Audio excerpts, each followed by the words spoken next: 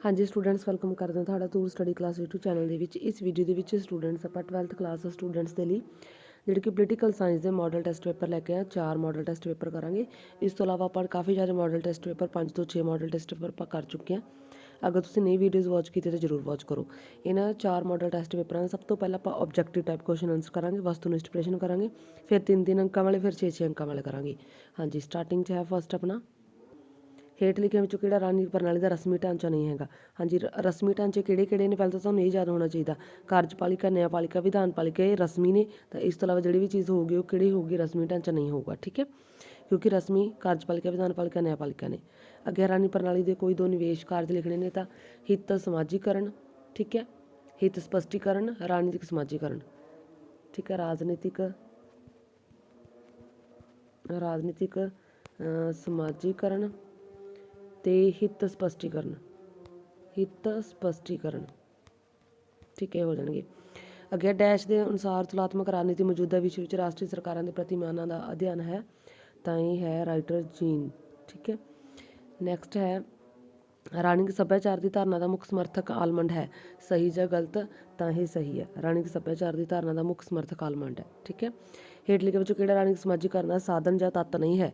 ਹਾਂਜੀ, ਇਹਨਾਂ ਦੇ ਵਿੱਚੋਂ ਕਿਹੜੀ ਚੀਜ਼ ਤੱਤ ਨਹੀਂ ਹੈ ਤਾਂ ਬੇਰੁਜ਼ਗਾਰੀ। ਬਾਕੀ ਪਰਿਵਾਰ, ਸਿੱਖਿਆ ਸੰਸਥਾਵਾਂ ਰਾਜਨੀਤਿਕ ਦਲ ਇਹ ਹੋਣਗੀਆਂ। ਉਦਾਰਵਾਦ ਦੇ ਦੋ ਰੂਪ ਕਿਹੜੇ ਨੇ, ਤਾਂ ਪੁਰਾਤਨ ਉਦਾਰਵਾਦ ਜਿਹਨੂੰ ਪਰੰਪਰਾਵਾਦੀ ਉਦਾਰਵਾਦ ਵੀ ਕਹਿੰਦੇ ਨੇ, ਤੇ ਜਿਹੜੇ ਕਿ ਸਮਕਾਲੀ ਉਦਾਰਵਾਦ, ਪੁਰਾਤਨ ਤੇ ਸਮਕਾਲੀ ਉਦਾਰਵਾਦ। ਤੇ ਇਹਨਾਂ ਦੇ ਸਮਰਥਕ ਕਿਹੜੇ ਨੇ।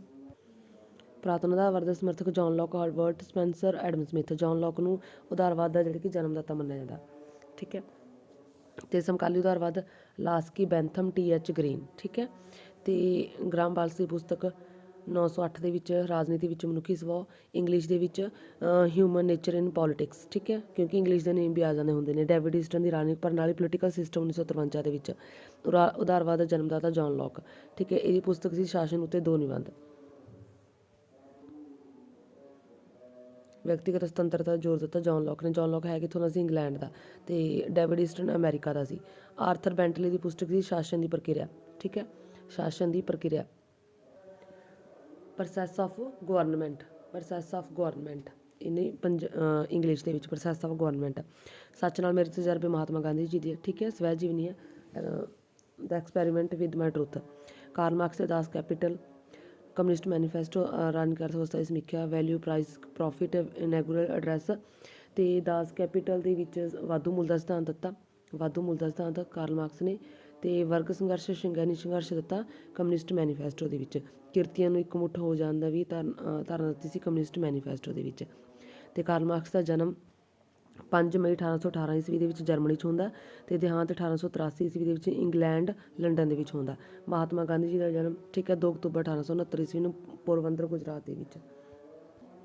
ਹਾਂਜੀ, ਅੱਗੇ ਆਇਆ ਗਿਆ ਵਰਗ ਸੰਘਰਸ਼ ਦਾ ਸਿਧਾਂਤ ਕਿਸ ਨੇ ਦਿੱਤਾ, ਤਾਂ ਕਿਹਨੇ ਦਿੱਤਾ ਵਰਗ ਸੰਘਰਸ਼ ਦਾ ਸਿਧਾਂਤ, ਕਾਰਲ ਮਾਰਕਸ ਨੇ। ਕਾਰਲ ਮਾਰਕਸ ਨੂੰ ਵਿਗਿਆਨਿਕ ਸਮਾਜਵਾਦ ਦਾ ਪਿਤਾਮਾ ਵੀ ਕਹਿੰਦੇ ਨੇ। ਤੇ ਕਾਰਲ ਮਾਰਕਸ ਦਾ ਦੋਸਤ ਸੀ ਫਰੈਡਰਿਕ ਐਂਜਲਸ। ਠੀਕ ਹੈ, ਮਾਰਕਸਵਾਦ ਕੀ ਹੈ, ਕਾਰਲ ਮਾਰਕਸ ਤੇ ਉਹਦੇ ਜਿਹੜੇ ਕਿ ਦੋਸਤ ਫਰੈਡਰਿਕ ਐਂਜਲਸ ਨੇ ਜਿਹੜੇ ਸਿਧਾਂਤ ਦਿੱਤੇ ਨੇ ਉਹਨਾਂ ਨੂੰ ਸਮੂਹਿਕ ਰੂਪ ਦੇ ਵਿੱਚ ਮਾਰਕਸਵਾਦ ਕਿਹਾ ਜਾਂਦਾ। ਠੀਕ ਹੈ, ਤੇ ਇਹਨੂੰ ਵਿਗਿਆਨਿਕ ਸਮਾਜਵਾਦ ਦਾ ਪਿਤਾਮਾ ਵੀ ਕਹਿੰਦੇ ਨੇ। ਅੱਗੇ ਹੈ ਗਾਂਧੀ ਜੀ ਸਾਧਨਾਂ ਦੀ ਪਵਿੱਤਰਤਾ ਤੇ ਵਿਸ਼ਵਾਸ ਰੱਖਦੇ ਸਨ, ਸਹੀ ਜਾਂ ਗਲਤ, ਤਾਂ ਸਹੀ ਹੈ। ਅੱਗੇ ਹੈ ਮਹਾਤਮਾ ਗਾਂਧੀ ਦੀ ਆਤਮ ਕਥਾ ਆਪਾਂ ਨੇ ਕਰ ਲਿਆ, ਸੱਚ ਨਾਲ ਮੇਰੇ ਤਜਰਬੇ। ਸਥਾਈ ਕਾਰਜਪਾਲਿਕਾ ਦਾ ਅਰਥ ਕੀ ਹੈ, ਤਾਂ ਸਥਾਈ ਕਾਰਜਪਾਲਿਕਾ ਉਹ ਕਾਰਜਪਾਲਿਕਾ ਹੁੰਦੇ ਜਿਹੜੇ ਕਿ ਇੱਕ ਨਿਸ਼ਚਿਤ ਜਿਹੜੇ ਕਿ ਏਜ 'ਤੇ ਜਾ ਕੇ, ਨਿਸ਼ਚਿਤ ਉਮਰ 'ਤੇ ਜਾ ਕੇ ਰਿਟਾਇਰ ਹੁੰਦੇ ਨੇ। ਤੇ ਇਹਨਾਂ 'ਤੇ ਜਿਹੜੇ ਕਿ ਕਿਸੇ ਵੀ ਰਾਜਨੀਤਿਕ ਦਲ ਦਾ ਜਾਂ ਪਾਰਟੀ ਦਾ ਕੋਈ ਵੀ ਜਿਹੜਾ ਉਹਨਾਂ ਤੋਂ ਨਿਰਲੇਪ ਰਹਿੰਦੇ ਨੇ। ਤੇ ਸਥਾਈ ਕਾਰਜਪਾਲਿਕਾ ਦੇ ਵਿੱਚ ਕੌਣ ਆ ਜਾਂਦੇ ਨੇ, ਤਾਂ ਸਥਾਈ ਕਾਰਜਪਾਲਿਕਾ ਦੇ ਵਿੱਚ ਆ ਜਾਂਦੇ ਨੇ ਜਿਹੜੇ ਕਿ ਨੌਕਰਸ਼ਾਹੀ ਨੂੰ ਅਸੈਨਿਕ ਸੇਵਾਵਾਂ ਵੀ ਕਹਿੰਦੇ ਨੇ, ਸਥਾਈ ਕਾਰਜਪਾਲਿਕਾ ਵੀ ਕਹਿੰਦੇ ਨੇ। ਠੀਕ ਹੈ, ਤੇ ਪ੍ਰਸ਼ਾਸਨਿਕ ਅਧਿਕਾਰੀ ਵੀ ਕਹਿੰਦੇ ਨੇ। ਤੇ ਬਿਊਰੋਕਰੇਸੀ ਸ਼ਬਦ ਦਾ ਫਰਾਂਸੀਸੀ ਭਾਸ਼ਾ ਦੇ ਸ਼ਬਦ ਡੈਸ਼ ਤੋਂ ਬਣਿਆ, ਤਾਂ ਬਿਊਰੋਕਰੇਸੀ ਫਰਾਂਸੀਸੀ ਭਾਸ਼ਾ ਦੇ ਸ਼ਬਦ ਜਿਹੜੇ ਕਿ ਬਿਊਰੋ ਤੋਂ ਬਣਿਆ। ਤੇ ਕ੍ਰੇਸੀ ਯੂਨਾਨੀ ਭਾਸ਼ਾ ਦਾ ਸ਼ਬਦ ਹੈ, ਠੀਕ ਹੈ, ਜਿਸ ਦਾ ਅਰਥ ਹੈ ਸ਼ਾਸਨ। ਤੇ ਕਈ ਵਾਰ ਦੋਨੋਂ ਹੀ ਸ਼ਬਦ ਬਿਊਰੋ ਪਲੱਸ ਕ੍ਰੇਸੀ ਨੂੰ ਵੀ ਫਰਾਂਸੀਸੀ ਭਾਸ਼ਾ ਦਾ ਕਹਿ ਦਿੰਦੇ ਨੇ। ਠੀਕ ਹੈ, ਅੱਗੇ ਹੈ ਅਮਰੀਕਾ ਵਿੱਚ ਇਸਤਰੀਆਂ ਨੂੰ ਸੰਨ 1950 ਵਿੱਚ ਮਤ ਅਧਿਕਾਰ ਪ੍ਰਦਾਨ ਕੀਤਾ ਗਿਆ ਸੀ, ਤਾਂ ਇਹ ਜਿਹੜੇ ਕਿ ਗਲਤ ਹੈ। ਠੀਕ ਹੈ, ਅੱਗੇ ਹੈ ਖੇਤਰੀ ਪ੍ਰਤੀਨਿਧਤਾ ਦਾ ਅਰਥ ਹੈ ਕੀ, ਤਾਂ ਖੇਤਰੀ ਪ੍ਰਤੀਨਿਧਤਾ ਦਾ ਅਰਥ ਕੀ ਹੁੰਦਾ, ਤਾਂ ਇਹਦੇ ਵਿੱਚ ਜਿਹੜੇ ਕਿ ਓਡ ਆਪਸ਼ਨ ਖੇਤਰੀ ਪ੍ਰਤੀਨਿਧਤਾ, ਭੂਗੋਲਿਕ ਆਧਾਰ 'ਤੇ ਪ੍ਰਤੀਨਿਧਤਾ। ਤੇ ਅੱਗੇ ਹੈਗਾ ਸਮਾਚਾਰ ਪੱਤਰਾਂ ਸਮਾਚਾਰ ਪੱਤਰ ਲੋਕਮਤ ਦੇ ਨਿਰਮਾਣ ਵਿੱਚ ਕੀ ਭੂਮਿਕਾ ਨਿਭਾਉਂਦੇ ਨੇ? ਹਾਂਜੀ, ਲੋਕਮਤ ਦੇ ਨਿਰਮਾਣ ਵਿੱਚ ਭੂਮਿਕਾ ਮਹੱਤਵਪੂਰਨ ਨਿਭਾਉਂਦੇ ਨੇ, ਕਿਉਂਕਿ ਸਮਾਚਾਰ ਪੱਤਰਾਂ ਦੇ ਵਿੱਚ ਜਿਹੜੇ ਕਿ ਵੱਖ-ਵੱਖ ਰਾਜਨੀਤਿਕ ਦਲਾਂ ਬਾਰੇ ਜਾਂ ਵੱਖ-ਵੱਖ ਜਿਹੜੇ ਕਿ ਅਧਿਕਾਰੀਆਂ ਬਾਰੇ, ਉਹਨਾਂ ਬਾਰੇ ਸਭ ਕੁਛ ਜਿਹੜੀ ਕਿ ਉਹਦੇ ਵਿੱਚ ਛਪਾ ਵਾ ਹੁੰਦਾ, ਸਰਕਾਰ ਦੀਆਂ ਨੀਤੀਆਂ ਬਾਰੇ, ਜਿਸ ਨੂੰ ਪੜ੍ਹ ਕੇ ਜਿਹੜੀ ਕਿ ਕੋਈ ਵੀ ਆਪਾਂ ਜਿਹੜੇ ਕਿ ਆਪਣੇ ਰਾਏ ਆਪਣੀ ਜਿਹੜੀ ਕਿ ਸ਼ਾਸਨ ਦੇ ਪ੍ਰਤੀ, ਠੀਕ ਹੈ, ਸਰਕਾਰ ਦੇ ਪ੍ਰਤੀ ਆਪਣੀ ਚੇਂਜ ਹੁੰਦੀ ਰਹਿੰਦੀ ਹੈ। ਉਹਨੂੰ ਆਪਾਂ ਦਾ ਮਤਲਬ ਕਿ ਆਪਣਾ ਜਿਹੜੇ ਕਿ ਆਪਾਂ ਨੂੰ ਨੌਲੇਜ ਮਿਲਦੀ ਹੈ ਸਮਾਚਾਰ ਪੱਤਰਾਂ ਤੋਂ, ਠੀਕ ਹੈ, ਜਿਹਦੇ ਨਾਲ ਲੋਕਮਤ ਦੇ ਨਿਰਮਾਣ ਵਿੱਚ ਹੈਲਪ ਮਿਲਦੀ ਹੈ।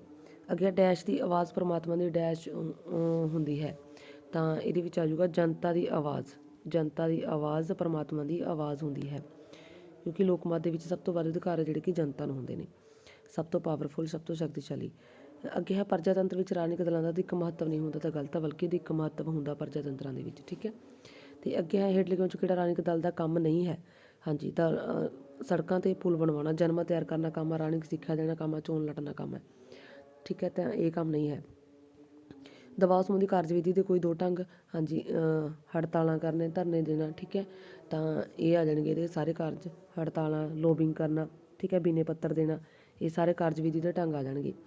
ਅਤੇ ਅੱਗੇ ਹੈ ਸਈਅਦ ਕਾਜੀ ਤੇ ਸ਼ਿਵਨ ਲਾਲ ਸਕਸੇਨਾ ਨੇ ਸੰਵਿਧਾਨ ਸਭਾ ਵਿੱਚ ਡੈਸ਼ ਲੋਕਤੰਤਰ ਦੀ ਜ਼ੋਰਦਾਰ ਵਕਾਲਤ ਕੀਤੀ ਸੀ, ਤਾਂ ਕਿਹੜੇ ਲੋਕਤੰਤਰ ਦੀ ਵਕਾਲਤ ਕੀਤੀ ਸੀ? ਤਾਂ ਪ੍ਰਧਾਨਗੀ, ਠੀਕ ਹੈ, ਪ੍ਰਧਾਨਗੀ।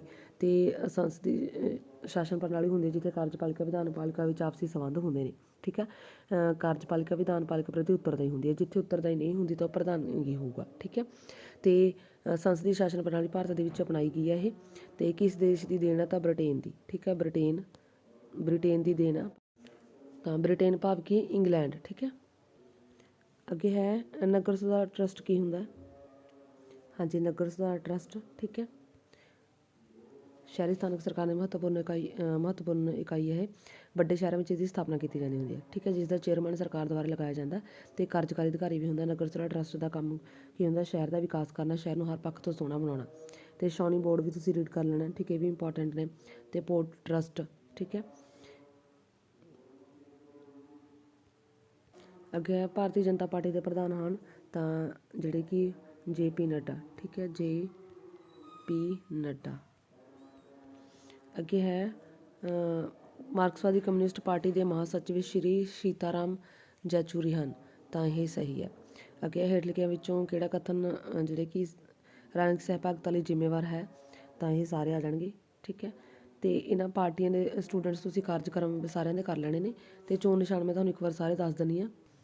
ਜਿਵੇਂ ਸਭ ਤੋਂ ਪੁਰਾਣਾ ਰਾਜਨੀਤਿਕ ਦਲ, ਜੇ ਪੁੱਛਿਆ ਜਾਵੇ ਕਿ ਸਭ ਤੋਂ ਪੁਰਾਣਾ ਰਾਸ਼ਟਰੀ ਰਾਜਨੀਤਿਕ ਦਲ ਕਿਹੜਾ ਹੈ, ਤਾਂ ਭਾਰਤੀ ਰਾਸ਼ਟਰੀ ਕਾਂਗਰਸ ਹੈ, ਠੀਕ ਹੈ। ਰਾਸ਼ਟਰੀ ਕਾਂਗਰਸ ਸਭ ਤੋਂ ਪੁਰਾਣਾ ਜਿਹੜਾ ਕਿ ਰਾਜਨੀਤਿਕ ਦਲ ਹੈ, ਜਿਹਦੀ ਸਥਾਪਨਾ 1885 ਦੇ ਵਿੱਚ ਹੁੰਦੀ ਹੈ, ਅਤੇ ਇਹਦਾ ਚੋਣ ਨਿਸ਼ਾਨ ਹੈਗਾ ਹੱਥ, ਠੀਕ ਹੈ। ਅਤੇ ਉਸ ਤੋਂ ਬਾਅਦ ਭਾਰਤੀ ਜਨਤਾ ਪਾਰਟੀ ਦੀ ਸਥਾਪਨਾ 1980 ਦੇ ਵਿੱਚ ਹੁੰਦੀ ਹੈ, ਜਿਸ ਦਾ ਚੋਣ ਨਿਸ਼ਾਨ ਹੈਗਾ ਕਮਲ ਦਾ ਫੁੱਲ, ਠੀਕ ਹੈ, ਕਮਲ ਦਾ ਫੁੱਲ। ਉਸ ਤੋਂ ਬਾਅਦ ਹੈਗਾ ਸਾਮਵਾਦੀ ਦਲ, ਭਾਰਤ ਦਾ ਸਾਮਵਾਦੀ ਦਲ, ਠੀਕ ਹੈ, ਜਿਹਦਾ ਚੋਣ ਨਿਸ਼ਾਨ ਹੈਗਾ ਦਾਤਰੀ ਕਣਕ ਦੀ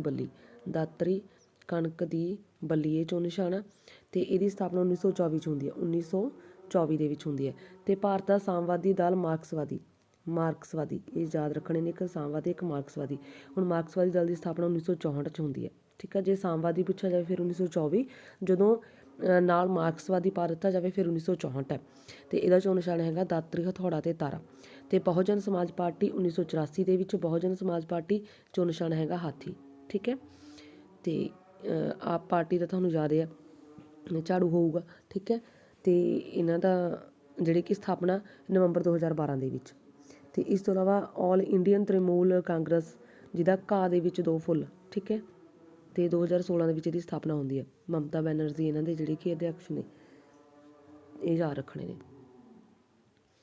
ਨੈਕਸਟ ਹੈਗਾ ਭਾਰਤ ਵਿੱਚ ਚੋਣ ਪ੍ਰਕਿਰਿਆਵਾਂ ਦੀਆਂ 2 ਅਵਸਥਾਵਾਂ, ਤਾਂ ਚੋਣ ਪ੍ਰਕਿਰਿਆਵਾਂ ਦੇ ਵਿੱਚ ਸਭ ਤੋਂ ਪਹਿਲਾਂ ਜਿਹੜੇ ਕਿ ਮਤਦਾਤਾ ਸੂਚੀਆਂ ਤਿਆਰ ਹੁੰਦੀਆਂ ਨੇ, ਠੀਕ ਹੈ। ਫਿਰ ਇਲੈਕਸ਼ਨ ਹੁੰਦੇ ਹਨ, ਚੋਣਾਂ ਹੁੰਦੀਆਂ ਨੇ, ਫਿਰ ਉਹਨਾਂ ਦੀ ਚੋਣਾਂ ਤੋਂ ਬਾਅਦ ਜਿਹੜੇ ਕਿ ਉਹਨਾਂ ਦੇ ਨਤੀਜੇ, ਠੀਕ ਹੈ, ਇਹ ਪ੍ਰੋਸੈਸ ਆ ਜਾਣਗੇ।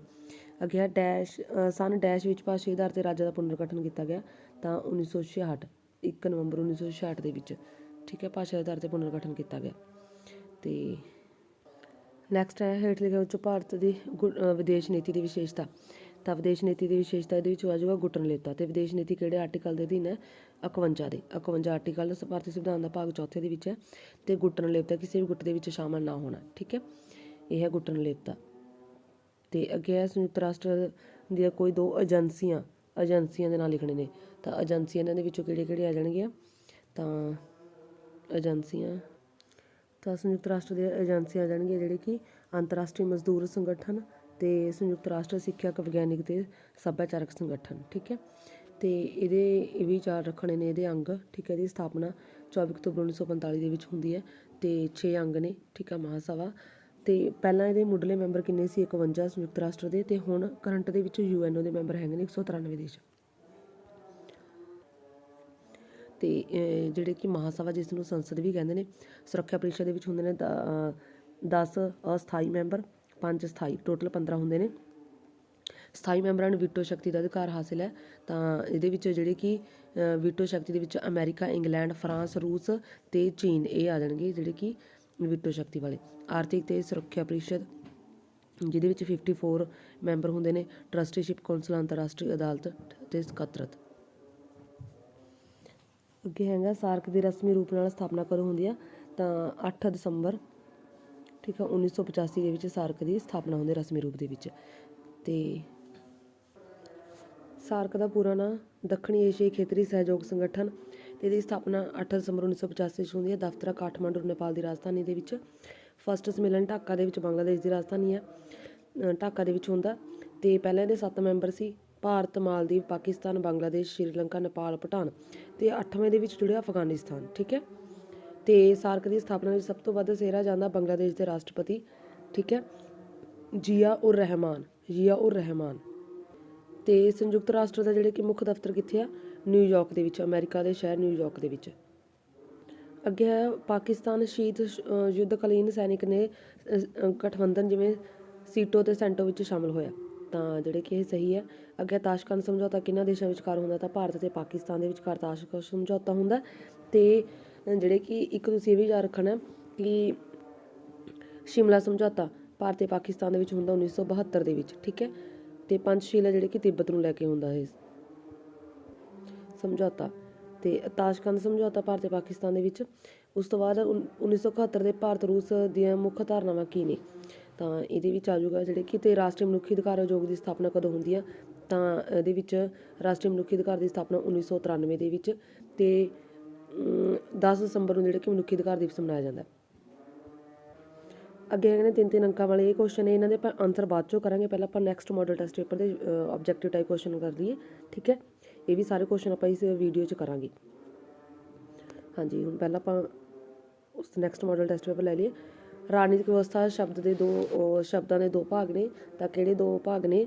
ਤਾਂ ਇਹਦੇ ਵਿੱਚ ਆ ਜਾਊਗਾ ਰਾਜਨੀਤਿਕ ਅਤੇ ਵਿਵਸਥਾ। ਅਤੇ ਵਿਵਸਥਾ ਦਾ ਅਰਥ ਲਿਖਣਾ। ਤਾਂ ਵਿਵਸਥਾ ਦੇ ਵਿੱਚ ਜਿਹੜੇ ਕਿ ਵਿਧਾਨ ਮੰਡਲ, ਅਦਾਲਤ, ਪ੍ਰਸ਼ਾਸਨਿਕ ਏਜੰਸੀਆਂ ਇਹੀ ਨਹੀਂ ਸ਼ਾਮਲ, ਸਗੋਂ ਇਹਨਾਂ ਦੇ ਵਿੱਚ ਸਾਰੇ ਪਰਸਪਰਿਕ ਢਾਂਚੇ ਜਿਵੇਂ ਖੂਨ ਦਾ ਸੰਬੰਧ, ਜਾਤੀ ਸਮੂਹ, ਅਵਸਥਾ, ਘਟਨਾਵਾਂ, ਪ੍ਰਦਰਸ਼ਨ, ਲੜਾਈ ਝਗੜੇ, ਹਥਿਆਰਾਂ, ਡਕੈਤੀ, ਇਹ ਸਾਰੀਆਂ ਚੀਜ਼ਾਂ ਸ਼ਾਮਲ ਹੁੰਦੀਆਂ ਨੇ, ਠੀਕ ਹੈ।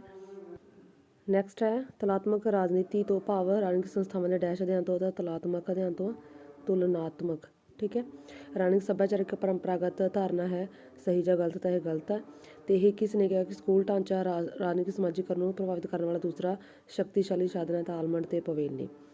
ਅੱਗੇ ਹੈ ਸ਼ਾਸਤਰੀ ਉਦਾਰਵਾਦ ਦੇ ਸਮਰਥਕ ਭਾਵ ਕਿ ਪੁਰਾਤਨ ਉਦਾਰਵਾਦ, ਠੀਕ ਹੈ। ਇਹਦੇ ਵਿੱਚ ਆ ਜਾਣਗੇ ਐਡਮ ਸਮਿਥ, ਹਰਬਰਟ ਸਪੈਂਸਰ, ਠੀਕ ਹੈ। ਤੇ ਅੱਗੇ ਹੈਗਾ ਮਾਰਕਸਵਾਦ ਦਾ ਜਨਮਦਾਤਾ ਤਾਂ ਕਾਰਲ ਮਾਰਕਸ। ਇਹ ਵੀ ਆਪਣਾ ਹੋਏਗਾ, ਤੁਹਾਨੂੰ ਸਾਰੇ ਕੁਐਸਚਨ ਮੈਂ ਸਮਝਾਏ ਦਿੱਤੇ। ਅੱਗੇ ਹੈ ਗਾਂਧੀ ਜੀ ਨੇ ਕੇਂਦਰੀਕ੍ਰਿਤ ਅਰਥ ਵਿਵਸਥਾ ਵਿੱਚ ਵਿਸ਼ਵਾਸ ਰੱਖਦੇ ਸੀ? ਤਾਂ ਗਲਤ, ਬਲਕਿ ਉਹ ਤਾਂ ਵਿਕੇਂਦਰੀਕਰਨ ਦੇ ਵਿੱਚ ਵਿਸ਼ਵਾਸ ਰੱਖਦੇ ਸੀ। ਤੇ ਮਹਾਤਮਾ ਗਾਂਧੀ ਜੀ ਦੇ ਵਿਚਾਰਾਂ ਤੇ ਕਿਸ ਦਾ ਪ੍ਰਭਾਵ ਪਿਆ? ਉਪਰੋਕਤ ਸਾਰੇ। ਪੁਤਲੀ ਬਾਈ, ਧਾਰਮਿਕ ਗ੍ਰੰਥ, ਮਹਾਨ ਵਿਅਕਤੀਆਂ ਦਾ, ਉਪਰੋਕਤ ਸਾਰੇ। ਅੱਗੇ ਸਥਾਈ ਕਾਰਜਪਾਲਿਕਾ ਤੇ ਰਾਣੀ ਕਾਰਜਪਾਲਿਕਾ ਦੇ ਵਿੱਚ। ਸਥਾਈ ਕਾਰਜਪਾਲਿਕਾ ਦਾ ਪੂਰਾ ਇੱਕ ਜਿਹੜੇ ਕਿ ਨਿਸ਼ਚਿਤ ਸਮੇਂ ਤੇ ਆ ਕੇ ਜਿਹੜੇ ਕਿ ਇਹ ਰਿਟਾਇਰ ਹੁੰਦੇ ਨੇ, ਜਦ ਕਿ ਇਹਨਾਂ ਦਾ ਕਾਰਜਕਾਲ ਸਥਾਈ ਨਹੀਂ ਹੁੰਦਾ ਰਾਣੀ ਕਾਰਜਪਾਲਿਕਾ ਦਾ, ਕਿਉਂਕਿ 5 ਸਾਲ ਬਾਅਦ ਜਿਹੜੇ ਕਿ ਇਹਨਾਂ ਨੂੰ ਇਲੈਕਸ਼ਨ ਦੇ ਵਿੱਚ ਜਿਹੜੇ ਕਿ ਇਲੈਕਸ਼ਨ ਦੇ ਵਾਰੀ ਇਹਨਾਂ ਨੂੰ ਜਿਹੜੇ ਕਿ ਅਹੁਦੇ ਤੋਂ ਹਟਾਇਆ ਜਾ ਸਕਦਾ ਹੁੰਦਾ। ਤੇ ਅੱਗੇ ਹੈ ਨੌਕਰਸ਼ਾਹੀ ਦੀ ਮੁੱਖ ਵਿਸ਼ੇਸ਼ਤਾ ਕੰਮਾਂ ਦੀ ਤਰਕਪੂਰਨ ਵੰਡ ਹੈ, ਠੀਕ ਹੈ। ਅੱਗੇ ਹੈ ਭਾਰਤ ਸੰਵਿਧਾਨ ਵਿੱਚ 1950 'ਚ ਮਤ ਅਧਿਕਾਰ ਦਿੱਤਾ ਗਿਆ, ਤਾਂ ਠੀਕ ਹੈ। ਤੇ ਫਰੈਂਚਾਈਜ਼ ਦਾ ਅਰਥ ਕੀ ਹੈ? ਤਾਂ ਇਹਦਾ ਅਰਥ ਹੈ ਵੋਟ ਪਾਉਣ ਦਾ ਅਧਿਕਾਰ। ਤੇ ਵੋਟ ਪਾਉਣ ਦਾ ਅਧਿਕਾਰ ਆ ਜਿਹੜੇ ਕਿ 61ਵੀਂ ਸੰਵਿਧਾਨਿਕ ਸੋਧ ਦੁਆਰਾ 18 ਸਾਲ ਉਮਰ ਕੀਤੀ ਗਈ ਆ। ਪਹਿਲਾਂ ਇਹ ਹੈਗੀ ਸੀ 21 ਸਾਲ, ਤੇ 61ਵੀਂ ਸੋਧ 1999 ਦੇ ਵਿੱਚ ਹੁੰਦੀ ਹੈ। ਠੀਕ ਹੈ। ਤੇ ਲੋਕਮਤ ਕੀ ਹੈ? ਲੋਕਮਤ ਤੋਂ ਭਾਵ ਲੋਕਾਂ ਦੀ ਰਾਏ। ਠੀਕ ਹੈ, ਲੋਕਾਂ ਦੀ ਰਾਏ, ਸਰਬਸੰਮਤੀ, ਲੋਕਾਂ ਦੀ ਰਾਏ। ਠੀਕ ਹੈ। ਡੈਸ਼ ਵਿੱਚ ਲੋਕਮਤ ਨੂੰ ਬੜਾਵਾ ਮਿਲਦਾ ਹੈ ਤਾਂ ਲੋਕਤੰਤਰ ਵਿੱਚ, ਲੋਕਤੰਤਰ ਵਿੱਚ। ਠੀਕ ਹੈ, ਲੋਕਤੰਤਰ ਵਿੱਚ। ਅੱਗੇ ਹੈ ਆਧੁਨਿਕ ਰਾਜਨੀਤਿਕ ਦਲ ਲੋਕਾਂ ਨੂੰ ਰਾਜਨੀਤਿਕ ਸਿੱਖਿਆ ਪ੍ਰਦਾਨ ਕਰ ਦਿੰਦਾ। ਠੀਕ ਹੈ। ਨੈਕਸਟ ਹੈ ਕਿਸ ਦੇਸ਼ ਦੇ ਵਿੱਚ ਬਹੁਦਲ ਪ੍ਰਣਾਲੀ ਆ? ਤਾਂ ਇਹਦੇ ਵਿੱਚੋਂ ਭਾਰਤ ਦੇ ਵਿੱਚ ਬਹੁਦਲ ਪ੍ਰਣਾਲੀ ਹੈ, ਰੂਸ ਦੇ ਵਿੱਚ ਬਹੁਦਲ ਪ੍ਰਣਾਲੀ, ਤੇ ਸਵਿਟਜ਼ਰਲੈਂਡ ਦੇ ਵਿੱਚ ਬਹੁਦਲ ਪ੍ਰਣਾਲੀ ਆ। ਠੀਕ ਹੈ। ਤੇ ਸਭ ਤੋਂ ਵੱਡਾ ਲੋਕਤੰਤਰ ਕੌਣ ਆ? ਭਾਰਤ। ਤੇ ਇਸ ਤੋਂ ਇਲਾਵਾ ਇੱਕ ਦਲ ਪ੍ਰਣਾਲੀ ਕਿੱਥੇ ਆ? ਇੱਕ ਦਲ ਪ੍ਰਣਾਲੀ ਚੀਨ, ਕੰਬੋਡੀਆ, ਠੀਕ ਹੈ, ਵੀਅਤਨਾਮ, ਕਿਊਬਾ, ਇਹਨਾਂ ਦੇ ਵਿੱਚ ਹੈਗੇ ਇੱਕ ਦਲ ਪ੍ਰਣਾਲੀ। ਤੇ ਜੇ ਦੋ ਦਲ ਪ੍ਰਣਾਲੀ ਪੁੱਛਿਆ ਜਾਵੇ, ਦੋ ਦਲ ਪ੍ਰਣਾਲੀ ਹੈਗੀ ਆ ਅਮਰੀਕਾ ਤੇ ਇੰਗਲੈਂਡ ਦੇ ਵਿੱਚ ਦੋ ਦਲ ਪ੍ਰਣਾਲੀ ਹੈ। ਅਮਰੀਕਾ ਇੰਗਲੈਂਡ ਦੇ ਵਿੱਚ ਦੋ ਦਲ ਪ੍ਰਣਾਲੀ ਹੈ। ਅੱਗੇ ਹੈਗਾ ਹਿੱਤ ਸਮੂਹਾਂ ਦੀ ਕੋਈ ਦੋ ਵਿਸ਼ੇਸ਼ਤਾਵਾਂ ਲਿਖਣੀਆਂ ਨੇ।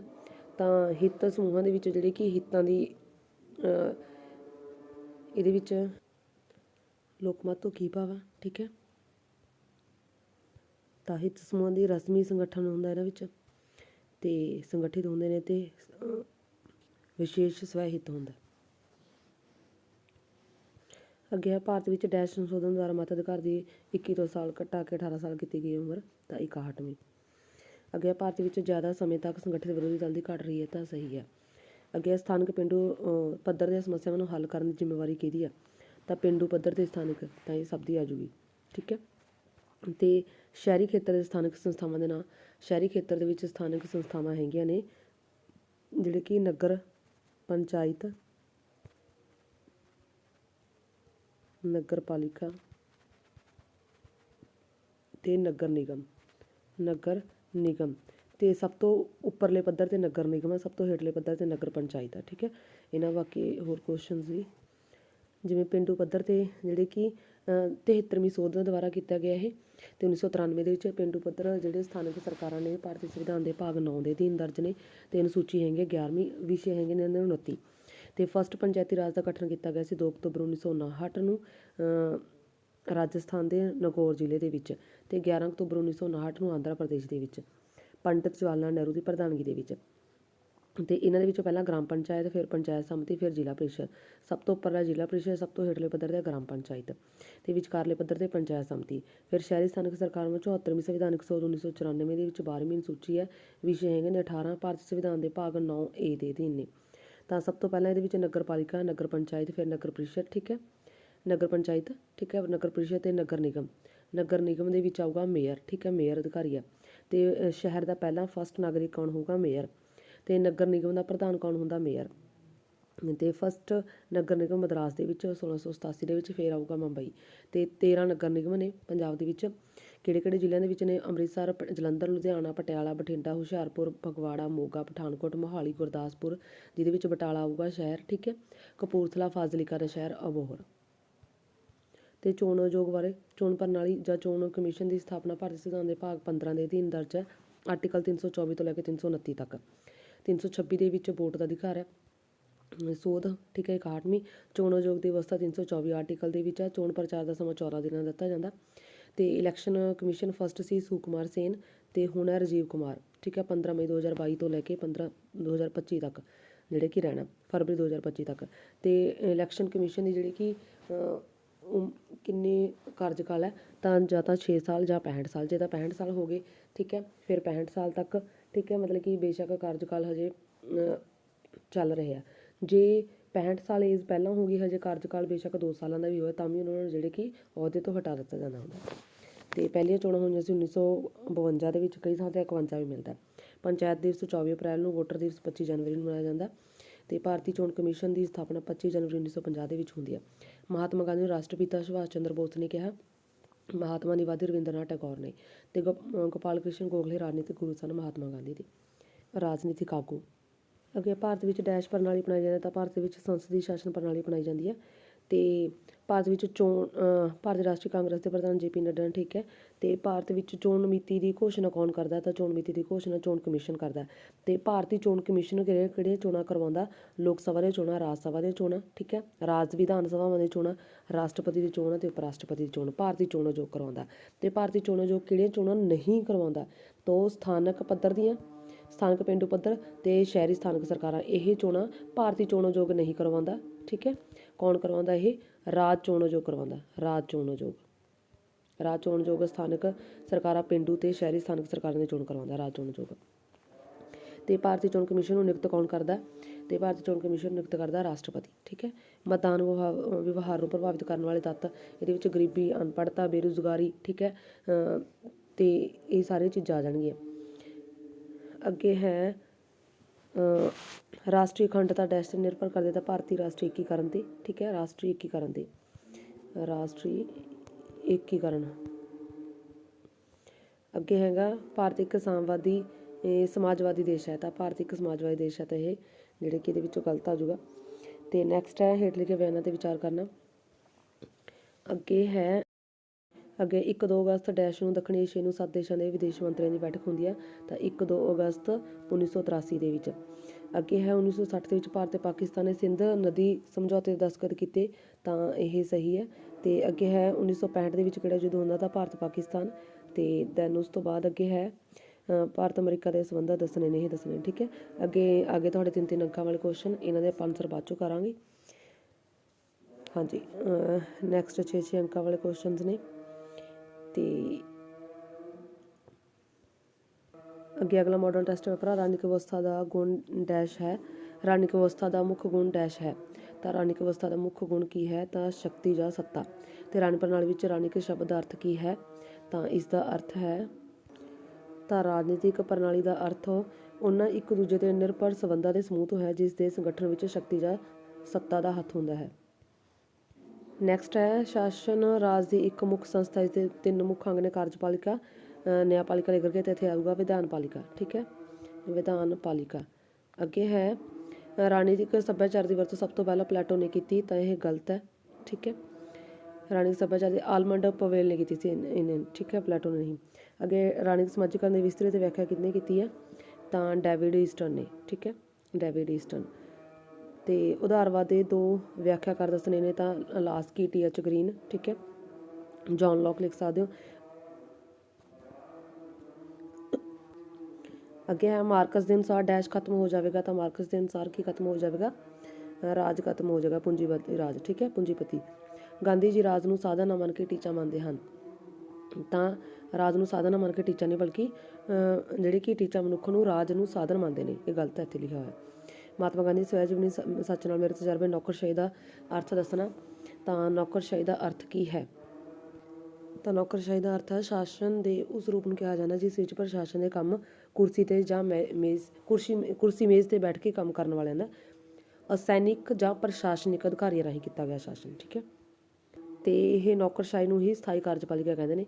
ਇਹ ਸਥਾਈ ਕਾਰਜਪਾਲਿਕਾ ਦੇ ਹੋਰ ਨਾਂ ਨੇ ਪ੍ਰਸ਼ਾਸਨਿਕ ਸੇਵਾਵਾਂ ਜਾਂ ਪ੍ਰਸ਼ਾਸਨਿਕ ਅਧਿਕਾਰੀ, ਠੀਕ ਹੈ। ਅੱਗੇ ਵੀਰੋ ਦਾ ਅਰਥ ਹੈ ਡੈਸ਼ ਜਾਂ ਲਿਖਣ ਦਾ ਮੇਜ਼, ਤਾਂ ਡੈਸਕ, ਠੀਕ ਹੈ। ਅੱਗੇ ਹੈ ਵਾਲਕ ਮਤ ਅਧਿਕਾਰ ਦੁਆਰਾ ਰਾਸ਼ਟਰੀ ਏਕਤਾ ਬਣੀ ਰਹਿੰਦੀ ਹੈ, ਵਾਲਕ ਮਤ, ਠੀਕ ਹੈ। ਹੇਠਲੇ ਵਿੱਚੋਂ ਕਿਹੜੀ ਦਲੀਲ ਸਰਵਭੌਮਿਕ ਮਤ ਅਧਿਕਾਰ ਦੇ ਵਿਰੁੱਧ ਹੈ? ਤਾਂ ਇਹਨਾਂ ਦੇ ਵਿੱਚੋਂ ਦੇਸ਼ ਵਿਰੋਧੀ, ਠੀਕ ਹੈ। ਤੇ ਅੱਗੇ ਹੈ ਲੋਕਮਤ ਦੇ ਨਿਰਮਾਣ ਵਿੱਚ ਰਾਜਨੀਤਿਕ ਦਲਾਂ ਦੀ ਭੂਮਿਕਾ, ਤਾਂ ਰਾਜਨੀਤਿਕ ਦਲਾਂ ਦੀ ਬਹੁਤ ਮਹੱਤਵਪੂਰਨ ਭੂਮਿਕਾ ਹੁੰਦੀ ਹੈ, ਜਿਵੇਂ ਕਿ ਸਮਾਚਾਰ ਪੱਤਰਾਂ ਦੀ, ਠੀਕ ਹੈ। ਤੇ ਅੱਗੇ ਹੈ ਦਲਾਂ ਦੀ ਕੀ ਭੂਮਿਕਾ? ਰਾਜਨੀਤਿਕ ਦਲ ਲੋਕਾਂ ਦੇ ਸਾਹਮਣੇ ਵੱਖ-ਵੱਖ ਸਮੱਸਿਆਵਾਂ ਉੱਤੇ ਆਪਣੇ ਵਿਚਾਰ ਪ੍ਰਗਟ ਕਰਦੇ ਨੇ ਤੇ ਆਪਣੀ ਸਮੱਸਿਆ ਨੂੰ ਹੱਲ ਕਰਨ ਲਈ ਆਪਣਾ ਕਾਰਜਕ੍ਰਮ ਪੇਸ਼ ਕਰਦੇ ਨੇ, ਠੀਕ ਹੈ। ਅੱਗੇ ਡੈਸ਼ ਦੀ ਆਵਾਜ਼, ਇਹ ਹੋ ਹੀ ਗਿਆ ਸੀ ਆਪਣਾ ਪਹਿਲਾਂ, ਠੀਕ ਹੈ, ਜਨਤਾ ਆਵਾਜ਼। ਜਿਸ ਦਲ ਨੂੰ ਬਹੁਮਤ ਪ੍ਰਾਪਤ ਨਹੀਂ ਹੁੰਦਾ ਉਹ ਵਿਪੱਖ ਵਿੱਚ ਬੈਠਦਾ ਹੈ, ਤਾਂ ਇਹ ਸਹੀ ਜਾਂ ਗਲਤ ਹੈ? ਤਾਂ ਜਿਸ ਦਲ ਨੂੰ ਬਹੁਮਤ ਪ੍ਰਾਪਤ ਨਹੀਂ ਹੁੰਦਾ ਤਾਂ ਉਹ ਵਿਰੋਧੀ ਬਣ ਜਾਣ, ਭਾਵ ਕਿ ਜਿਹਨੂੰ ਇੱਕ ਤਾਂ ਜਿਸ ਨੂੰ ਸਭ ਤੋਂ ਵੱਧ ਬਹੁਮਤ ਪ੍ਰਾਪਤ ਹੁੰਦਾ ਉਹ ਤਾਂ ਜਿਹੜੇ ਕਿ ਸਰਕਾਰ ਬਣਾ ਲੈਂਦਾ, ਜਿਹੜਾ ਦੂਜਾ ਦਲ ਹੁੰਦਾ ਜਿਸ ਨੂੰ ਸਭ ਤੋਂ ਵੱਧ ਬਹੁਮਤ ਮਿਲਦਾ ਉਸ ਤੋਂ ਬਾਅਦ ਜਿਹੜਾ ਸੈਕਿੰਡ ਨੰਬਰ 'ਤੇ ਹੁੰਦਾ ਵਿਰੋਧੀ ਦਲ ਭੂਮਿਕਾ ਨਿਭਾਉਂਦਾ, ਠੀਕ ਹੈ। ਅੱਗੇ ਹੈ ਹੇਠ ਲਿਖਿਆਂ ਵਿੱਚੋਂ ਇੱਕ ਦਲ ਪ੍ਰਣਾਲੀ ਵਾਲਾ ਦੇਸ਼ ਦਾ, ਤਾਂ ਚੀਨ ਤੇ ਕਿਊਬਾ, ਠੀਕ ਹੈ, ਇੱਕ ਦਲ ਪ੍ਰਣਾਲੀ ਚੀਨ ਤੇ ਕਿਊਬਾ। ਨੈਕਸਟ ਹੈਗਾ ਹਿੱਤ ਸਮੂਹ ਦੇ ਵਿਸ਼ੇਸ਼ਤਾ ਆਪਣਾ ਹੋਏਗਾ। ਭਾਰਤ ਵਿੱਚ ਹੁਣ ਤੱਕ ਕਿੰਨੀਆਂ ਲੋਕ ਸਭਾ ਚੋਣਾਂ ਹੋ ਚੁੱਕੀਆਂ ਨੇ? ਤਾਂ 17 ਲੋਕ ਸਭਾ ਚੋਣਾਂ ਹੋ ਚੁੱਕੀਆਂ ਨੇ, 18ਵੀਂ ਹੋਣੀ ਹੈ। ਠੀਕ ਹੈ, ਤਾਂ ਹੁਣ ਚੱਲ ਵੀ 17ਵੀਂ ਰਹੀ ਹੈ, 17 ਹੋ ਚੁੱਕੀਆਂ ਨੇ, 17ਵੀਂ ਚੱਲ ਰਹੀ ਹੈ। ਸਾਖਰਤਾ ਦਾ ਵਧਣਾ ਲੋਕਤੰਤਰ ਗਲਤ ਹੈ ਇਹ। ਪੰਚਾਇਤੀ ਰਾਜ ਦੀ ਸਥਾਪਨਾ ਲਈ ਕਿਹੜਾ ਨਵਾਂ ਭਾਗ 'ਤੇ ਅਨੁਸੂਚੀ ਦਰਜ ਹੈ? ਤਾਂ ਪੰਚਾਇਤੀ ਰਾਜ ਦੀ ਸਥਾਪਨਾ ਲਈ ਭਾਗ 9 ਤੇ ਅਨੁਸੂਚੀ 11। ਠੀਕ ਹੈ, ਭਾਗ 9 ਤੇ ਅਨੁਸੂਚੀ 11।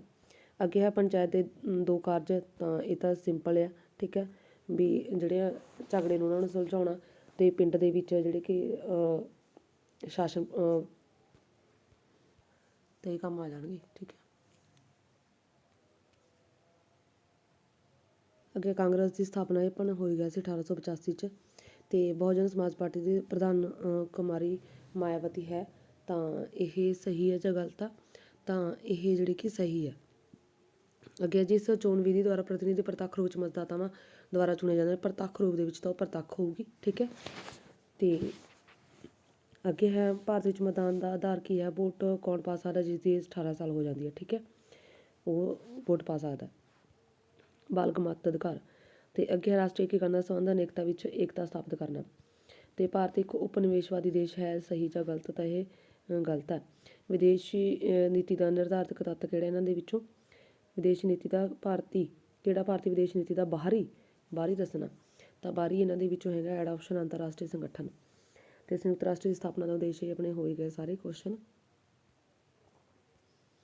ਤਾਂ ਵਿਸ਼ਵ ਵਿੱਚ ਯੁੱਧਾਂ ਨੂੰ ਰੋਕਣਾ ਅਤੇ ਅੰਤਰਰਾਸ਼ਟਰੀ ਸ਼ਾਂਤੀ ਅਤੇ ਸੁਰੱਖਿਆ ਦੇ ਉਦੇਸ਼ ਨਾਲ ਕੀਤੀ ਗਈ ਹੈ। ਠੀਕ ਹੈ, ਅੱਗੇ ਦੱਖਣੀ ਏਸ਼ੀਆਈ ਸਹਿਯੋਗ ਸੰਗਠਨ ਨੂੰ ਕੀ ਕਹਿੰਦੇ ਨੇ? ਤਾਂ ਸਾਰਕ। ਨੈਕਸਟ 1947 ਭਾਰਤ ਤੋਂ ਵੱਖ ਹੋ ਕੇ ਬੰਗਲਾਦੇਸ਼ ਇੱਕ ਨਵੇਂ ਇਹ ਗਲਤ ਹੈ ਕਿਉਂਕਿ 1971 ਹੈ। ਠੀਕ ਹੈ, ਅਤੇ ਨੈਕਸਟ ਹੈ ਭਾਰਤ ਅਮਰੀਕਾ ਦੇ ਸੰਬੰਧ ਰਾਸ਼ਟਰੀ ਮਨੁੱਖੀ ਅਧਿਕਾਰ, ਇਹ ਆਪਣੇ ਹੋਏ ਗਿਆ। ਅੱਗੇ 3 ਅੰਕਾਂ ਵਾਲੇ ਕੁਐਸਚਨ ਇਹ ਆਪਣੇ ਸਾਰੇ ਨਾ 2 ਵੀਡੀਓਜ਼ ਕੀਤੇ ਹੋਏ ਨੇ। ਵੈਸੇ 2 ਵੀਡੀਓ ਦੇ ਵਿੱਚ ਸਾਰੇ ਮੇਨ ਇੰਪੋਰਟੈਂਟ ਕੁਐਸਚਨ ਇਹ ਤੁਹਾਨੂੰ ਦੱਸੇ ਨੇ ਮੈਂ, ਅਤੇ ਸਾਰੇ ਸਮਝਾ ਕੇ ਯਾਦ ਕਰਵਾਏ ਨੇ। ਅਤੇ ਅੱਗੇ 6 ਅੰਕਾਂ ਵਾਲੇ question. Next model test paper ਆ। ਜਦੋਂ ਅਸੀਂ ਕਰਾਂ ਦੀ ਅਦਾਇਗੀ ਸਮੇਂ ਸਿਰ ਕਰ ਰਹੇ ਹਾਂ ਤਾਂ ਅਸੀਂ ਰਾਣੀ ਪ੍ਰਣਾਲੀ ਨੂੰ ਕਿਹੜਾ ਸਮਰਥਨ ਦੇ ਰਹੇ ਹਾਂ? ਤਾਂ ਭੌਤਿਕ ਸਮਰਥਨ। ਰਾਣੀ ਪ੍ਰਣਾਲੀ ਪੁਸਤਕ ਦਾ ਲੇਖਕ ਕੌਣ ਹੈ? ਡੇਵਿਡ ਈਸਟਨ ਹੈ। ਠੀਕ ਹੈ, ਇਹ ਆਪਣਾ ਹੋ ਹੀ ਗਿਆ। ਅਤੇ ਇਹ ਪੁਸਤਕ ਕਦੋਂ ਲਿਖੀ ਗਈ ਇਹ ਵੀ ਆਪਣਾ ਦੱਸੇ ਦਿੱਤਾ, 1953। ਅੱਗੇ ਹੈ ਡੈਸ਼ ਦੇ ਅਨੁਸਾਰ ਤੁਲਾਤਮਕ ਰਾਜਨੀਤੀ ਮੌਜੂਦਾ ਵਿਸ਼ਵ ਵਿੱਚ ਰਾਸ਼ਟਰੀ ਸਰਕਾਰਾਂ ਦਾ ਪ੍ਰਤੀਮਾਨਾਂ ਦਾ ਅਧਿਐਨ ਹੈ। ਤਾਂ ਐਡਵਰਡ ਏ ਫਰੀਮੈਨ। ਅੱਗੇ ਹੈਗਾ ਫਰੀਮੈਨ ਦੇ ਅਨੁਸਾਰ ਦੇਸ਼ਾਂ ਦਾ ਰਾਜਨੀਤਿਕ ਸੱਭਿਆਚਾਰ ਮੁੱਖ ਤੌਰ 'ਤੇ ਸ਼ਾਸਕਾਂ, ਰਾਜਨੀਤਿਕ ਸੰਸਥਾਵਾਂ ਅਤੇ ਪ੍ਰਕਿਰਿਆਵਾਂ ਦੀ ਵੈਧਤਾ ਨਾਲ ਸੰਬੰਧਿਤ ਹੈ। ਠੀਕ ਹੈ, ਅਤੇ ਰਾਣੀ ਸਮਾਜੀਕਰਨ ਇੱਕ ਸਮਾਜ ਸ਼ਾਸਤਰੀ ਧਾਰਨਾ, ਜਦਕਿ ਰਾਣੀ ਸਮਾਜੀਕਰਨ ਇੱਕ ਮਨੋਵਿਗਿਆਨਿਕ ਧਾਰਨਾ। ਤਾਂ ਇਹ ਕਿਸ ਨੇ ਕਿਹਾ? ਤਾਂ ਉਹਦਾ ਆਪਸ਼ਨ ਹਰਬਰਟ ਹੀਮੇਨ ਨੇ। ਸ਼ਾਸਤਰੀ ਉਦਾਰਵਾਦ ਦੇ ਸਮਰਥਕ ਐਡਮ ਸਮਿਥ, ਹਰਬਰਟ ਸਪੈਂਸਰ। ਅਤੇ ਮਾਰਕਸ ਦੇ ਅਨੁਸਾਰ ਹੀਗਲ ਦਾ ਦਵੰਦਾਤਮਕ ਸਿਧਾਂਤ ਡੈਸ਼ ਦੇ ਜ਼ੋਰ 'ਤੇ ਖੜ੍ਹਾ ਸੀ ਅਤੇ ਮੈਂ ਉਸਨੂੰ ਪੈਰਾਂ 'ਤੇ ਖੜ੍ਹਾ ਕਰ ਦਿੱਤਾ, ਤਾਂ ਸਿਰ 'ਤੇ। ਅੱਗੇ ਗਾਂਧੀ ਜੀ ਵਿਅਕਤੀ ਦੀ ਨੈਤਿਕ ਪਵਿੱਤਰਤਾ ਦਾ ਜ਼ੋਰ ਦਿੰਦੇ ਨੇ। ਤਾਂ ਠੀਕ ਹੈ, ਅਤੇ ਮਹਾਤਮਾ ਗਾਂਧੀ ਨੂੰ ਰਾਸ਼ਟਰਪਿਤਾ ਕਿਹਨਾਂ ਨੇ ਕਿਹਾ ਸੀ? ਤਾਂ ਸੁਭਾਸ਼ ਚੰਦਰ ਬੋਸ ਨੇ। ਰਾਣੀ ਦੇ ਸਥਾਈ ਕਾਰਜਕਾਲ ਵਿੱਚ ਚਿੰਤਨ ਆਪਾਂ ਹੋ ਗਿਆ। ਨੌਕਰਸ਼ਾਹੀ ਦੀ ਮੁੱਖ ਵਿਸ਼ੇਸ਼ਤਾ ਕੰਮ ਤਰਕਪੂਰਨ ਵੰਡ ਹੈ। ਅਤੇ ਇਹ ਵੀ ਆਪਣੇ ਹੋ ਗਿਆ ਸੀ। ਚੋਣ ਪ੍ਰਕਿਰਿਆ ਉਹ ਸਾਧਨ ਜਿਸ ਦੁਆਰਾ ਚੋਣਾਂ ਕਰਵਾਈਆਂ ਜਾਂਦੀਆਂ ਨੇ। ਠੀਕ ਹੈ, ਅਤੇ ਅੱਗੇ ਲੋਕਮਤ ਨਿਰਮਾਣ ਵਿੱਚ ਰੁਕਾਵਟ ਅਨਪੜ੍ਹਤਾ, ਗਰੀਬੀ, ਬੇਰੁਜ਼ਗਾਰੀ, ਪੱਖਪਾਤ। ਠੀਕ ਹੈ, ਇਹ ਆ ਜਾਣਗੇ। ਅਤੇ ਨੈਪੋਲੀਅਨ ਦੇ ਅਨੁਸਾਰ 1 ਲੱਖ ਤਲਵਾਰਾਂ ਦੀ ਅਪੇਖਿਆ ਮੈਨੂੰ 3 ਡੈਸ਼ ਤੋਂ ਜ਼ਿਆਦਾ ਡਰ ਹੈ। ਤਾਂ 3 ਅਖਬਾਰਾਂ ਤੋਂ। ਅੱਗੇ ਹੈ ਹਰੇਕ ਰਾਜਨੀਤਿਕ ਦਲ ਚੋਣ ਲਈ ਆਪਣੇ ਉਮੀਦਵਾਰ ਖੜ੍ਹੇ ਕਰਦਾ ਹੈ। ਤਾਂ ਸਹੀ ਹੈ, ਅਤੇ ਦਬਾਅ ਸਮੂਹ ਦੇ ਕੰਮ ਇਹ ਆਪਣੇ ਹੋ ਹੀ ਗਿਆ। ਠੀਕ ਹੈ, ਇੱਕ ਤਾਂ ਆਪਣੇ ਜਿਹੜੇ ਵੀ ਹਿੱਤਾਂ ਦੀ ਰੱਖਿਆ ਕਰਨਾ। ਠੀਕ ਹੈ, ਅਤੇ ਆਪਣੀਆਂ ਨੀਤੀਆਂ ਨੂੰ ਜਿਹੜੇ ਕਿ ਲਾਗੂ ਕਰਵਾਉਣਾ। ਅਤੇ ਭਾਰਤ ਸਰਕਾਰ ਨੇ ਸੀਮਾਬੰਦੀ ਆਯੋਗ ਦੀ ਸਥਾਪਨਾ 1952 'ਚ ਕੀਤੀ। ਅਤੇ 2014 ਦੀਆਂ ਲੋਕ ਸਭਾ ਦੀਆਂ ਚੋਣਾਂ ਦੇ ਬਾਅਦ ਭਾਰਤੀ ਰਾਜ ਜਨਤਾ ਪਾਰਟੀ ਵਿਰੋਧੀ ਦਲ ਦੀ ਮਾਨਤਾ ਪ੍ਰਦਾਨ ਕੀਤੀ ਗਈ ਹੈ। ਤਾਂ ਇਹ ਗਲਤ। ਅਤੇ ਅੱਗੇ ਹੈਗਾ ਹੇਠਲੇ ਵਿੱਚ ਕਿਹੜੀ ਸ਼ਹਿਰੀ ਸਥਾਨਕ ਸਵੈ ਸ਼ਾਸਨ ਦੀ ਪ੍ਰੀਸ਼ਦ ਨਹੀਂ ਹੈ? ਸੰਸਦ ਨਹੀਂ ਹੈ। ਸਵੈ ਸ਼ਾਸਨ ਸ਼ਹਿਰੀ ਜਿਹੜੀ ਨਹੀਂ ਹੈ ਤਾਂ ਗ੍ਰਾਮ ਪੰਚਾਇਤ ਨਹੀਂ ਹੈਗੀ ਸ਼ਹਿਰੀ, ਕਿਉਂਕਿ ਇਹ ਪੇਂਡੂ ਹੈ। ਨਗਰ ਪਾਲਿਕਾ ਦੇ ਕੰਮ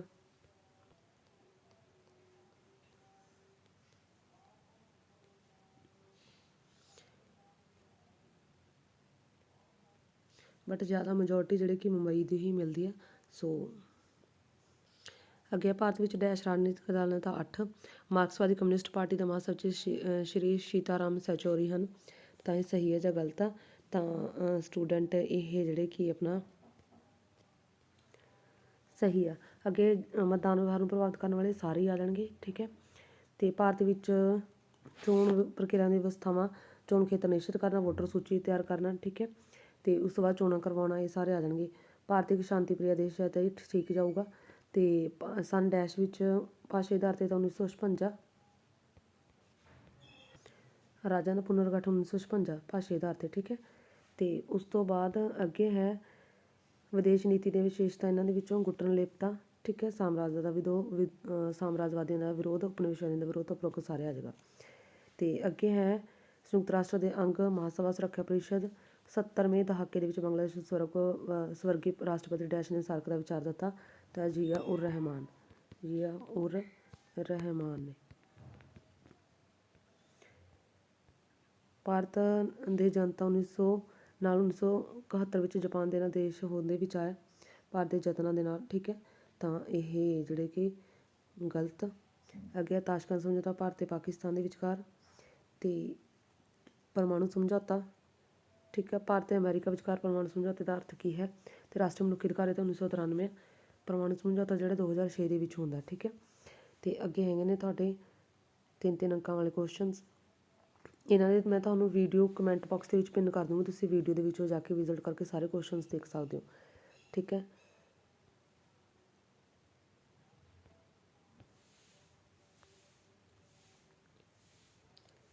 ਅਤੇ ਲੌਂਗ ਕੁਐਸਚਨ ਜਿਵੇਂ ਰਾਜਨੀਤਿਕ ਪ੍ਰਣਾਲੀ, ਠੀਕ ਹੈ, ਇਹਨਾਂ ਦੇ 3 ਵਿਸ਼ੇਸ਼ਤਾਵਾਂ।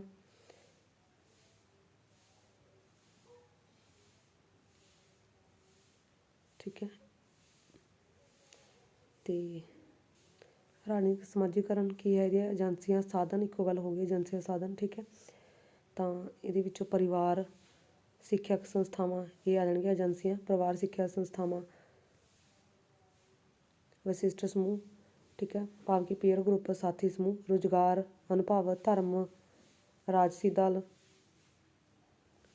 ਉਦਾਰਵਾਦ ਦੇ ਸਿਧਾਂਤ। ਉਦਾਰਵਾਦ ਹੈ ਕਿ ਪਹਿਲਾਂ ਇਹਦਾ ਸ਼ਬਦੀ ਅਰਥ ਦੱਸ ਦੇਣਾ, ਫਿਰ ਇਹਦਾ ਉਦਾਰਵਾਦ ਦੇ ਦੇਖੋ ਸ਼ਬਦੀ ਅਰਥ। ਲਿਬਰਲਿਜ਼ਮ, ਠੀਕ ਹੈ, ਲਿਬਰਲਿਸਟ ਤੋਂ ਲਿਆ ਗਿਆ।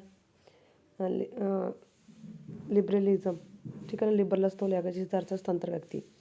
ਫਿਰ ਇਹਦੇ ਮੂਲ ਸਿਧਾਂਤ ਮਨੁੱਖੀ ਬੁੱਧੀ ਵਿੱਚ ਵਿਸ਼ਵਾਸ, ਇਤਿਹਾਸ ਅਤੇ ਪਰੰਪਰਾਵਾਦ ਦਾ ਵਿਰੋਧ, ਮਨੁੱਖੀ ਸੁਤੰਤਰਤਾ ਸਮਰਥਕ, ਰਾਜ ਦਾ ਉਦੇਸ਼, ਮਨੁੱਖ ਦੀ ਸ਼ਖਸੀਅਤ ਦਾ ਵਿਕਾਸ, ਵਿਅਕਤੀ ਟੀਚਾ ਅਤੇ ਰਾਜ ਸਾਧਨ, ਠੀਕ ਹੈ, ਅਤੇ ਰਾਜ ਬਣਾਉਟੀ ਸੰਸਥਾ ਹੈ, ਇਹ ਆ ਜਾਣਗੇ। ਅਤੇ ਮਾਰਕਸਵਾਦ ਦੇ 6 ਸਿਧਾਂਤ। ਮਾਰਕਸਵਾਦ ਹੈ ਕਿ, ਠੀਕ ਹੈ, ਇਹ ਸਾਰਾ। ਦੈਨ ਉਸ ਤੋਂ ਬਾਅਦ ਫਿਰ ਉਹਦੇ ਸਿਧਾਂਤ, ਦਵੰਦਾਤਮਕ ਸਿਧਾਂਤ, ਅਤੇ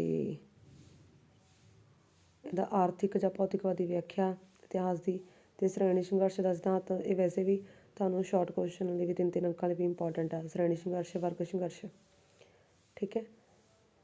ਦੈਨ ਉਸ ਤੋਂ ਬਾਅਦ ਅੱਗੇ ਹੈਗਾ ਅਤੇ ਵਾਧੂ ਮੂਲ ਦਾ ਸਿਧਾਂਤ। ਵਾਧੂ ਮੂਲ ਦਾ ਸਿਧਾਂਤ ਇਹ ਵੀ ਵੈਸੇ ਵੀ ਇੰਪੋਰਟੈਂਟ ਹੈ ਇਹ, ਠੀਕ ਹੈ। ਪੂੰਜੀਵਾਦ ਦਾ ਸਵੈਨਾਸ਼, ਧਰਮ ਵਿੱਚ ਕੋਈ ਵਿਸ਼ਵਾਸ ਨਹੀਂ। ਮਹਾਤਮਾ ਗਾਂਧੀ ਦਾ ਰਾਜਨੀਤਿਕ ਵਿਚਾਰ, ਠੀਕ ਹੈ, ਅਹਿੰਸਾ। ਅਤੇ ਸੱਤਿਆਗ੍ਰਹਿ ਵਾਲਾ ਵੈਸੇ ਵੀ ਇੰਪੋਰਟੈਂਟ ਹੈ। ਸੱਤਿਆਗ੍ਰਹਿ ਵਾਲਾ ਅਲੱਗ ਵੀ ਇੰਪੋਰਟੈਂਟ ਹੈ ਇਹ, ਠੀਕ ਹੈ।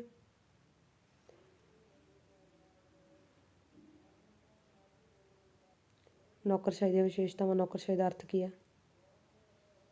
ਤਰਕਪੂਰਨ ਵਰਣ, ਤਕਨੀਕੀ ਵਿਸ਼ੇਸ਼ਤਾਵਾਂ, ਪੇਸ਼ੇਵਰ ਵਰਗ, ਅਹੁਦੇਦਾਰ ਦਾ ਸਿਧਾਂਤ, ਕਾਨੂੰਨੀ ਤੌਰ 'ਤੇ ਕੰਮ ਦਾ ਸੰਚਾਲਨ, ਅਨਿਸ਼ਚਿਤ ਮਿਆਦ, ਠੀਕ ਹੈ।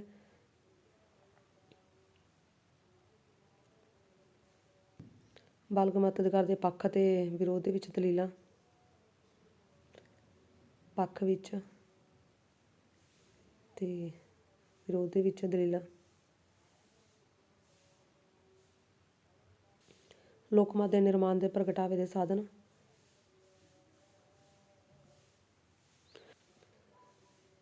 ਅਤੇ ਇਹਦੀਆਂ ਰੁਕਾਵਟਾਂ। ਲੋਕਮਤ ਦੇ ਨਿਰਮਾਣ ਵਿੱਚ ਕਿਹੜੀਆਂ ਰੁਕਾਵਟਾਂ ਨੇ? ਗਰੀਬੀ, ਅਨਪੜ੍ਹਤਾ, ਬੇਰੁਜ਼ਗਾਰੀ, ਠੀਕ ਹੈ। ਅਤੇ ਇਹਨਾਂ ਨੂੰ ਦੂਰ ਕਰਨ ਦੇ ਉਪਾਅ। ਸਵਸਥ ਲੋਕਮਤ ਬਣਾਉਣ ਦੇ ਕਿਹੜੇ ਉਪਾਅ ਨੇ? ਸੁਚੇਤ ਨਾਗਰਿਕ ਹੋਣਾ ਚਾਹੀਦਾ, ਪੜ੍ਹਿਆ ਲਿਖਿਆ ਨਾਗਰਿਕ ਹੋਣਾ ਚਾਹੀਦਾ, ਨਿਰਪੱਖ ਰਾਜਨੀਤਿਕ ਹੋਣੀ ਚਾਹੀਦੀ, ਨਿਰਪੱਖ ਪ੍ਰੈਸ ਹੋਣੀ ਚਾਹੀਦੀ ਹੈ, ਠੀਕ ਹੈ, ਯੋਗ ਅਗਵਾਈ ਹੋਣੀ ਚਾਹੀਦੀ ਹੈ। ਇਹ ਸਾਰੇ ਆ ਜਾਣਗੇ ਪੁਆਇੰਟ। ਰਾਜਨੀਤਿਕ ਦਲਾਂ ਦੇ ਕੰਮ, ਠੀਕ ਹੈ। ਵਿਰੋਧੀ ਦਲ ਦੀ ਭੂਮਿਕਾ,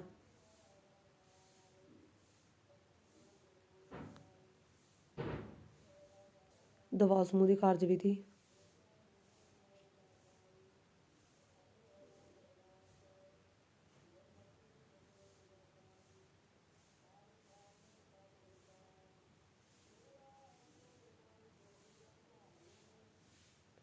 ਤੇ ਸੰਸਦੀ ਸ਼ਾਸਨ ਪ੍ਰਣਾਲੀ ਤੋਂ ਕੀ ਭਾਵ ਆ?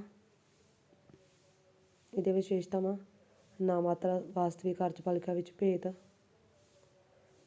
ਕਾਰਜਪਾਲਿਕਾ ਅਤੇ ਸੰਸਦ ਵਿੱਚ ਗੂੜਾ ਸੰਬੰਧ,